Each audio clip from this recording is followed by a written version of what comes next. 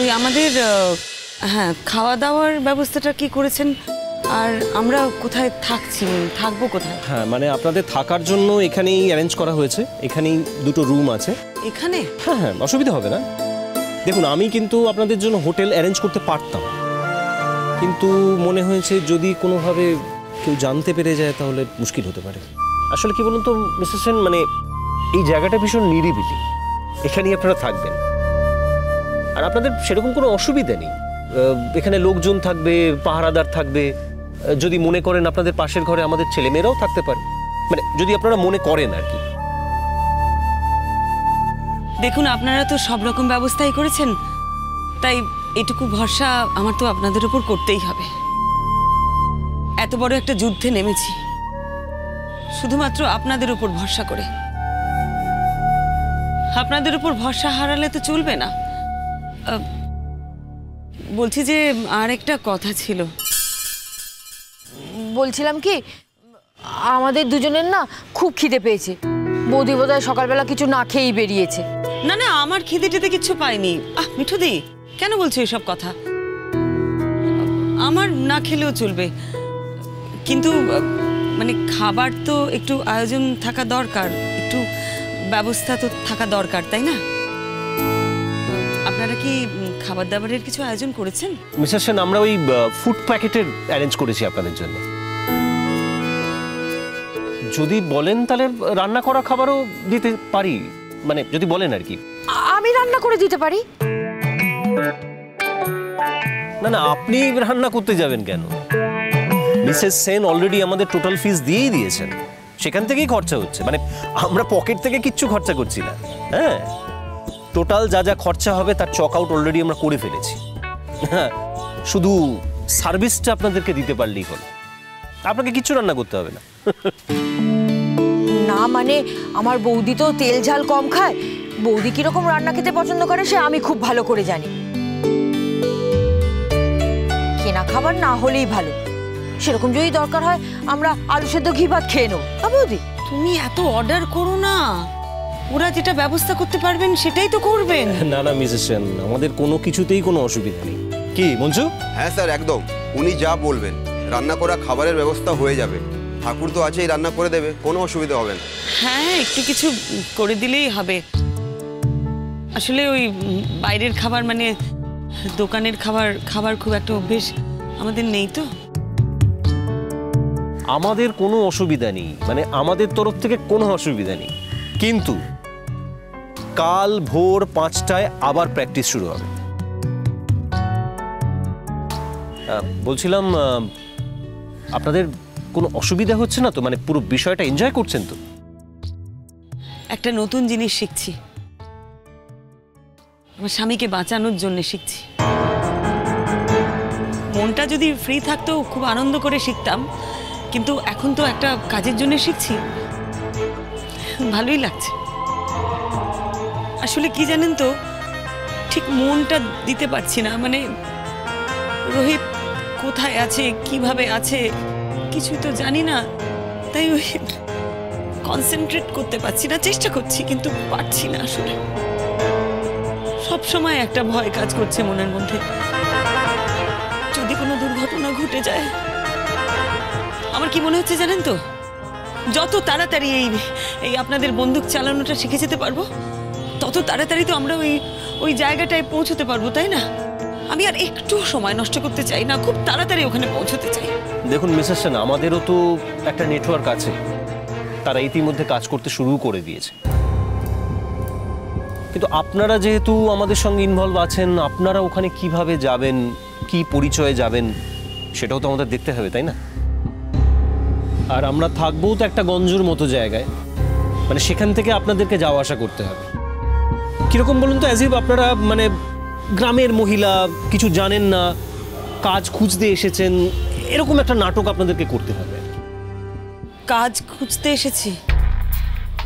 কিন্তু শুনুন, মানে আমরা যে গ্রামের মহিলা ওখানে কাজ খুঁজতে গেছি, এটা ওখানকার লোকেরা বিশ্বাস করবে?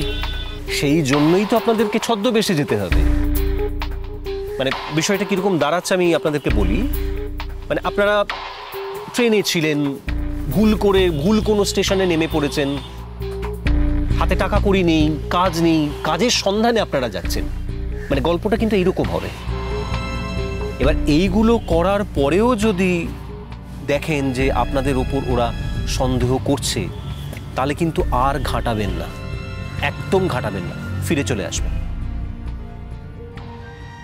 আর আপনি তো গ্রামের লোক, তাই না? ওদের তো চোখ মুখ দেখলেই বুঝতে পারবেন যে আপনাদের উপর সন্দেহ করছে কিনা, তাই না? আর হ্যাঁ, যে বাড়িটা বলে দেবো তার সামনে গিয়েই কিন্তু এই অভিনয়টা করতে হবে। সেই বাড়ির সামনে গিয়েই কিন্তু আপনাদেরকে এটা করতে হবে, মানে সেই বাড়ির যে লোকজন থাকবে তাদের সঙ্গেই কিন্তু এই গল্পটা করতে হবে। আচ্ছা স্যার, ওই ওই ওই বাড়িটাই কি রোহিত আছে? মানে ওরা কি ওই বাড়িটাতেই ওকে রেখেছে? দেখুন মিসেস সেন, এখনো অবধি আমরা সেরকমই জেনেছি। তবে একটা কথা,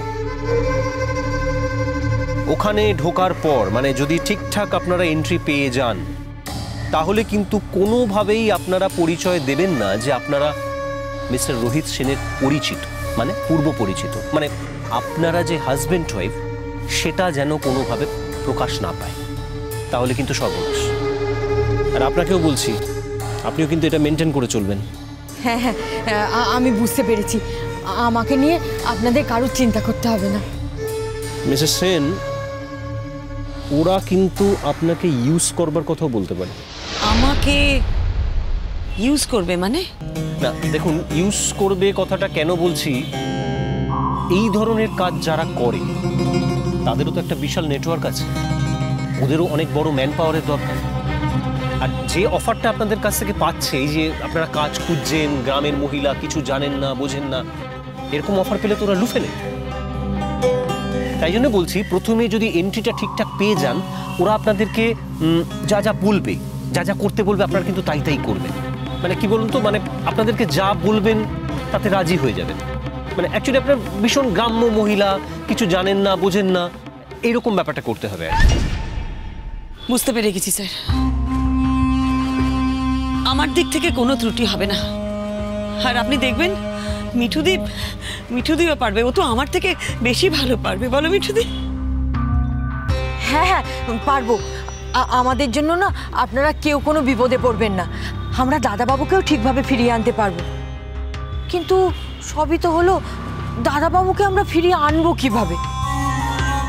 শুনুন, আপনাদের কাছে একটা লুকোনো ফোন থাকবে, ফোনটা খুব সাবধানে আপনাদের কাছে রাখবেন। ওরা যদি কোনোভাবে আপনাদের বডি সার্চও করে, ফোনটা যেন খুঁজে না পাওয়া যায়, এইভাবে ফোনটা রাখবেন। কারণ আপনারা যদি ওদের কাছ থেকে বিশ্বাস অর্জন করেন, মানে যদি এন্ট্রি পেয়ে যান, তাহলে কিন্তু প্রথমেই আপনাদের কাছ থেকে ওরা ফোন টোন নিয়ে নেবে।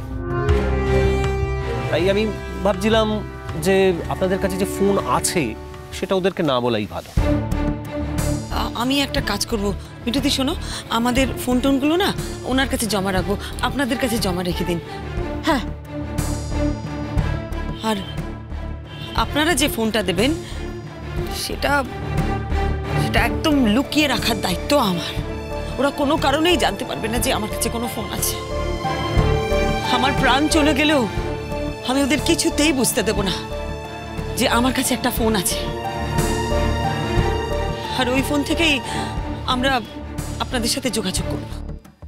শুনুন মিসেস সেন, আমরা কিন্তু আপনাদেরকে কখনোই ফোন করব না। কোনো দরকারে, কোনো বিপদে আপদে, কোনো সমস্যায় ফোনটা কিন্তু আপনারা করবেন। চারপাশ দেখে নিয়ে বুঝে শুনে ফোনটা আমাদেরকে করবেন। আর যা যা করবেন, যা আমি বললাম, এটা কিন্তু মিস্টার রোহিত সেনকেও জানিয়ে রাখবেন। কোনো টেনশন নেই, আমরা আপনাদের চারপাশেই থাকব। আরেকটা কথা পরিষ্কারভাবে শুনে রাখুন আপনারা, ওরা যেন কোনোভাবে আপনাদেরকে নদীর ওই পারে নিয়ে না যেতে পারে। যদি সেটা হয় তাহলে কিন্তু আমাদের আর কিচ্ছু করার থাকবে না। নদীর ওই পারে নিয়ে গেলে কিন্তু আমাদের আর কোনো এখতিয়ার নেই, আমি কিন্তু বিপদে পড়ে যাব। ওই জন্য সবসময় ওই নদীর ওই পারে নিয়ে যাওয়াটা অ্যাভয়েড করবার চেষ্টা করবেন, ওকে?